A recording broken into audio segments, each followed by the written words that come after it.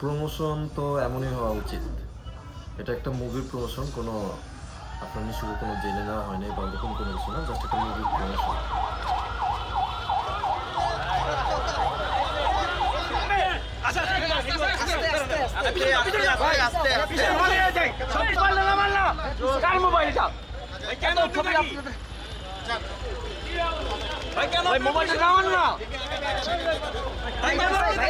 ভাইয়া পিছাই প্লিজ।